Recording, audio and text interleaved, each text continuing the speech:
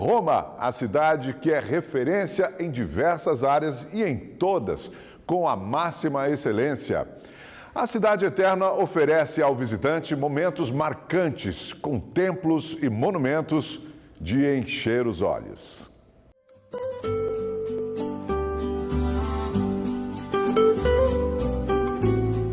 Uma praça construída sobre os escombros de passado de um estádio.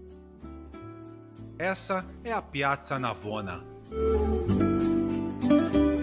A Praça Navona é uma praça especial não só para o estrangeiro, mas também para o italiano. Nós que viemos de Bari para ver esta obra de Bernini aqui na Praça Navona, é uma situação única, uma das praças mais bonitas do mundo. Roma é a capital e a cidade mais amada de toda a Itália. Quem caminha pela gigantesca e imponente Navona não consegue imaginar que aqui cabiam 30 mil pessoas em arquibancadas. Entre os eventos que aconteciam aqui, batalhas navais. Não à toa, o nome da praça está associado à palavra navone, grande navio em português.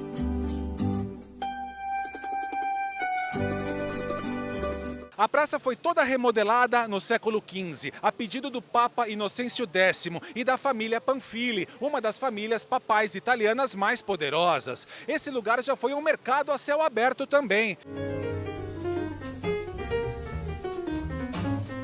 A Fonte do Mouro foi revitalizada no século XVII a partir do desenho de Bernini. Ela traz um mouro lutando contra um golfinho. Ao lado dela, estátuas de tritões, construídas no século XIX.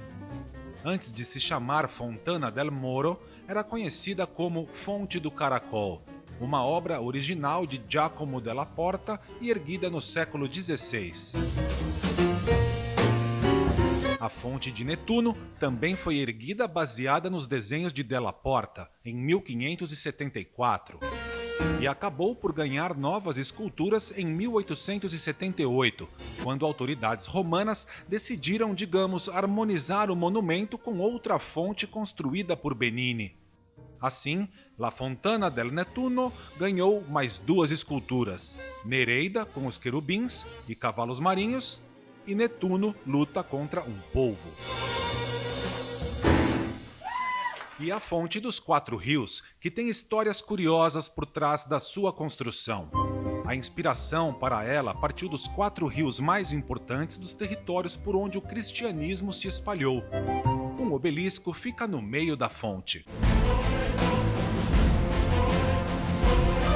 A Piazza Navona também tem passagens curiosas. Ela passou a ser alagada no século XIX devido ao calor extremo que fazia nos verões aqui na cidade. As 3 fontes eram fechadas e a água era toda desviada para a parte central da praça. Era chamado o Lago da Piazza Navona. Muito quente. E, bom, já que alagavam antigamente, podiam alagar agora, né? Pra gente se refrescar, porque tá tão calor.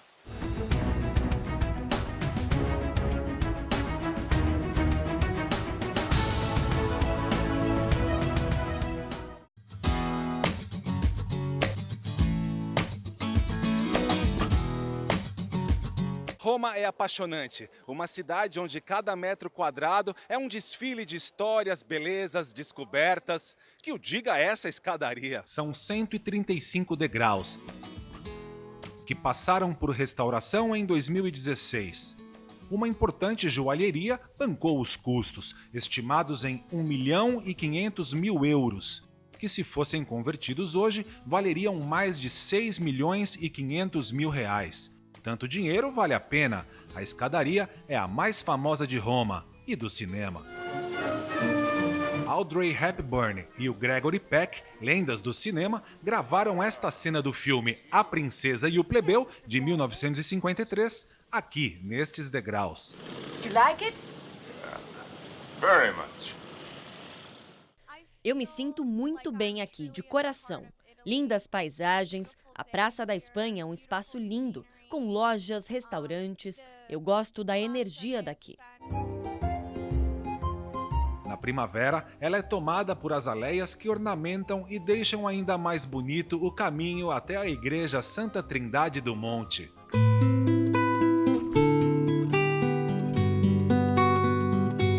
A igreja igreja tem o teto decorado por Daniele de Volterra, que foi um aluno de Michelangelo e obrigado a cobrir a nudez de anjos e santos da Capela Sistina após a morte do mestre.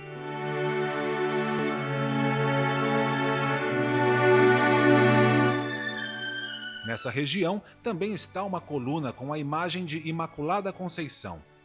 Todos os anos, no dia 8 de dezembro, o Papa vai até lá prestar uma homenagem à Virgem Maria.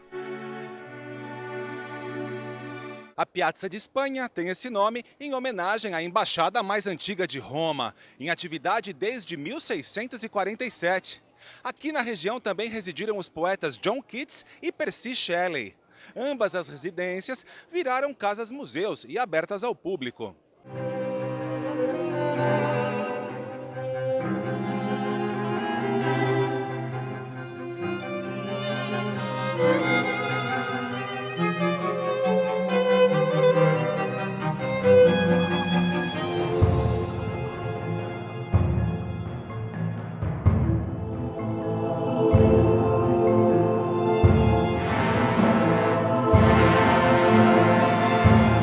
Uma pirâmide no centro histórico de Roma. Esta chama a atenção e desperta a curiosidade. Mas o que faz no coração de Roma?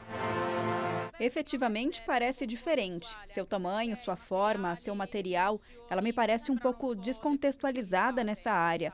Mas tudo é possível. Estamos em Roma. Não posso declarar minha opinião.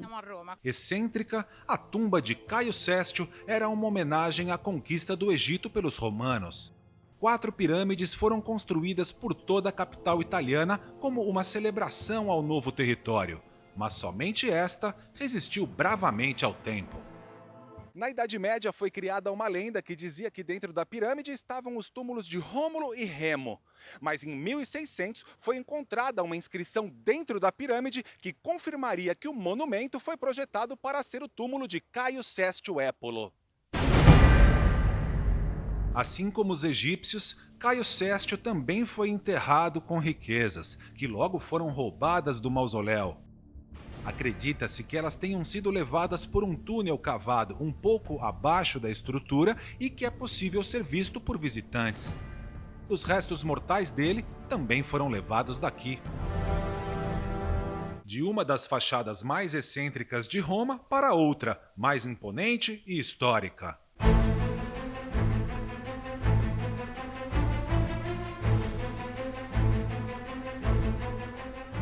Esse templo que vocês estão vendo atrás de mim é o Templo de Adriano. Ele foi construído no ano 145 d.C. Foi uma das construções mais ambiciosas do Império Romano. O tempo passou, ele sofreu as consequências da modernidade, da natureza e só sobraram 11 colunas, que hoje fazem sombra para o prédio que é da Bolsa de Valores de Roma. É surpreendente ver algo tão antigo, por 2000 anos. Também ver os maravilhosos desgastes das colunas. Eu acredito que foram os bárbaros. A sala de concreto é surpreendente. O prédio da Bolsa de Valores foi construído no fim do século XVII. O arquiteto Carlo Fontana, responsável pela obra, acabou por incorporar as colunas ao edifício.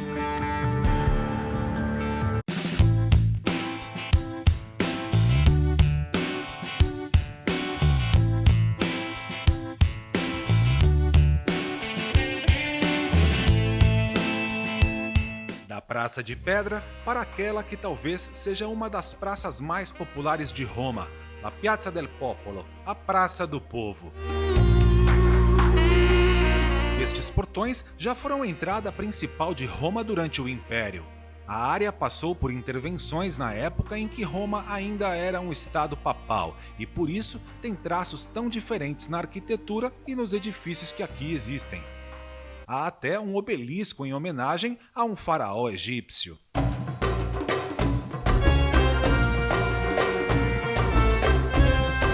A Praça do Povo é uma das principais de Roma, é o coração da cidade.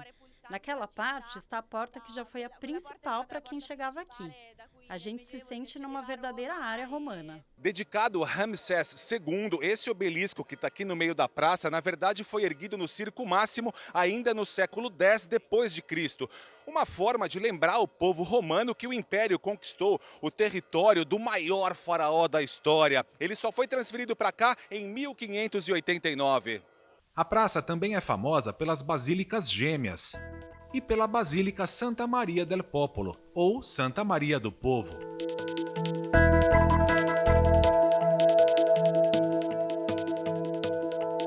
No século XV, foi revitalizada e ganhou ares renascentistas. Aqui também, na praça, há um museu dedicado a Leonardo da Vinci, morto há 500 anos.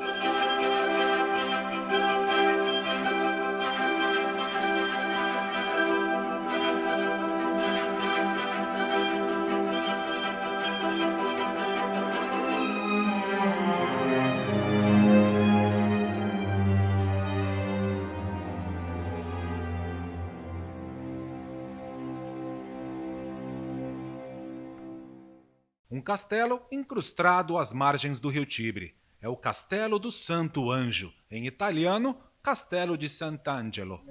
Construído no ano de 139 a.C., era para ser um mausoléu para a família do imperador Adriano. Inclusive, era essa a função do local até 403 d.C., quando se tornou uma instalação militar e mais tarde a residência de nobres italianos e até papas. Diz a lenda que o nome do Castelo do Santo Anjo seria uma referência ao arcanjo São Miguel e teria como protagonista a Roma do século VII e Gregório I, que foi papa entre 590 e 604. Naquela época, a população estava sendo dizimada por uma peste. Para invocar a misericórdia divina, o Papa Gregório I organizou uma procissão de 3 dias com toda a população da cidade. Após passar pelos mortos e doentes, na altura do mausoléu de Adriano, os romanos notaram no céu violeta a figura luminosa de um anjo com uma espada nas mãos. 29 de agosto de 590. A partir daquela noite, a peste desapareceu e o mausoléu de Adriano ganhou o nome de Castelo do Santo Anjo.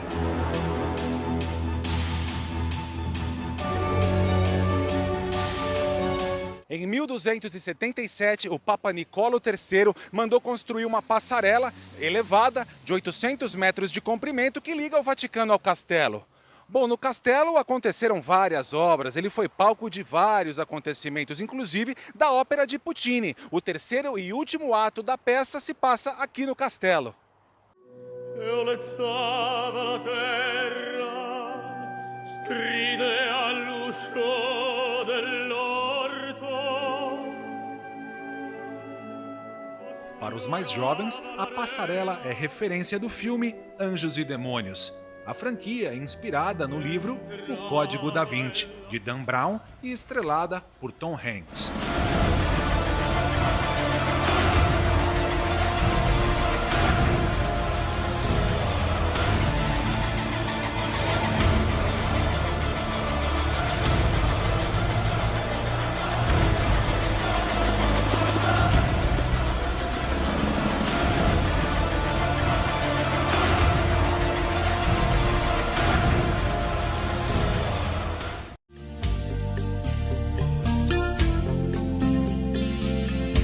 Roma é um prazer para o coração, para o estômago, para a alma e para os olhos. Estamos a caminho do Campo dei Fiori, o famoso Campo de Flores de Roma. De manhã, um tradicional mercado ao ar livre. Posso prendere? Grazie. De noite, cenário para os cafés mais deliciosos de Roma. A tradição popular diz que o nome dessa praça se refere a Flora, uma mulher muito amada por Pompeu, o grande general romano. É muito mais provável que esse nome tenha sido dado por volta do ano 1300, quando o local foi abandonado e coberto por pastagem e algumas flores. Com o passar dos séculos, ele virou ponto de encontro de mercadantes, peregrinos em pousadas e hospedarias que tinham por aqui. E também era frequentada por mulheres camponesas que carregavam suas cestas cheias de frutas e flores.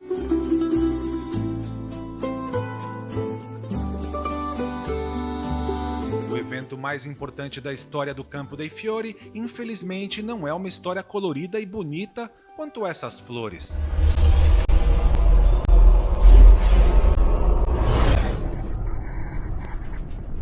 Foi foi aqui que a Santa Inquisição queimou vivo o filósofo Giordano Bruno, em 17 de fevereiro de 1600, por heresia. Bruno defendia a teoria de Copérnico e Galileu Galilei, de que toda a Terra era redonda. Esta estátua, em lembrança ao filósofo, foi erguida em 1887 e feita pelo escultor Ettore Ferrari. Além dessa homenagem, existem 8 medalhões que lembram passagens da vida de Giordano Bruno. Os enfeites fazem parte da história do campo, que ainda conserva, em alguns pontos de seus edifícios, os chamados mandonelli, pequenos santuários dedicados à Sagrada Família, junto com os 8 medalhões que relembram hereges famosos. Olá a todos, eu sou de Marrocos e eu estou amando Roma. O Campo das Flores é um lugar encantador pelo mercado que tem de manhã aqui e pela história de Giordano Bruno, que já naquela época tinha pensamentos bastante evoluídos. É um ótimo passeio turístico. Tchau!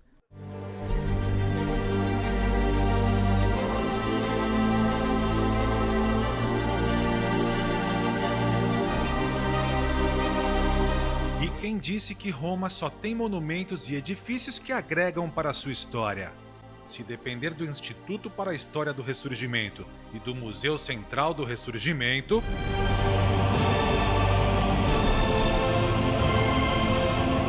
a questão é bem simples. Inaugurado em 1911 para homenagear Vittorio Emanuele II, primeiro rei da Itália depois da unificação, ele é composto por dezenas de colunas e escadas, todas em mármore branco. Uma escultura de Vittorio Emanuele feita em bronze preside o conjunto e 2 quadrigas guiadas pela deusa Vitória coroam o pórtico de 16 colunas. Acabou muito criticado desde então. É que diversos e valiosos prédios tiveram que ser demolidos para deixar espaço livre e vários italianos não gostaram nada da ideia de ter um prédio como esse chamando tanta atenção. O importante é que o monumento ele guarda a tumba do soldado desconhecido. Aqui é o lugar onde brilha a chama eterna, sempre guardada por 2 soldados.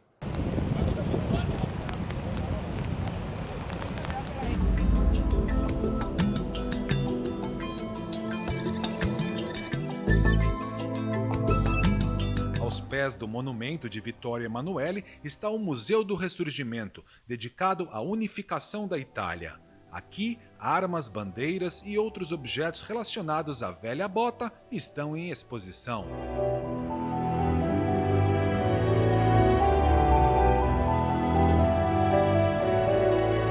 Saímos do altar da pátria, vamos para o Palácio da Civilização Italiana, ou o Coliseu Quadrado. O nome é porque, assim como o Coliseu, o prédio tem arquitetura única e porque poucas pessoas sabem o nome verdadeiro do local. Imponente, o símbolo da arquitetura fascista era para ser destaque da Exposição Romana Universal em 1942.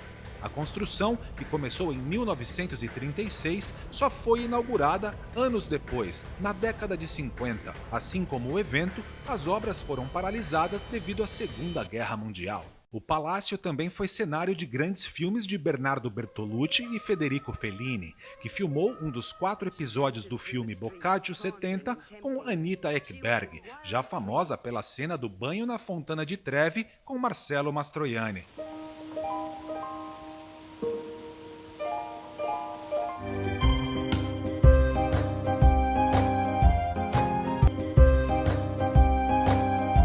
Roma tem outras histórias sombrias.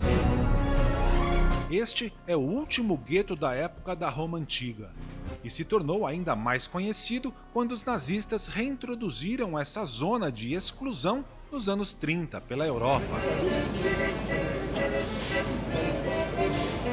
Conhecido como Gueto Hebreu, a região foi uma escolha do Papa Paulo IV em 1555. A lei assinada por ele determinava que os judeus ficassem confinados nesse pedaço de terra, muitas vezes em condições desumanas. É bom dizer que os hebreus já habitavam Roma há pelo menos 2000 anos e muitos tinham posições importantes na sociedade italiana. Esse pedaço de terra chegou a ser murado e ter portões que eram trancados todas as noites. O mais curioso é que essa medida chegou a ser saudada por alguns judeus que pensavam estar protegidos de ataques cristãos. Eles não tinham permissão para possuir nenhuma propriedade, nem mesmo no gueto. Os donos cristãos de casas no gueto podiam manter sua propriedade, mas por causa da lei de direito de posse, não podiam expulsar os judeus nem aumentar os aluguéis. Com o passar dos séculos, a comunidade judaica cresceu muito e aqui foi construída a primeira sinagoga de Roma.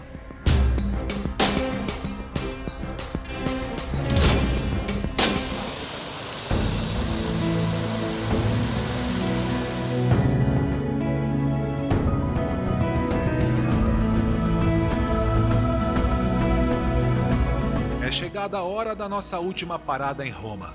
E não poderia ser em outro lugar que não o Quartiere Coppede.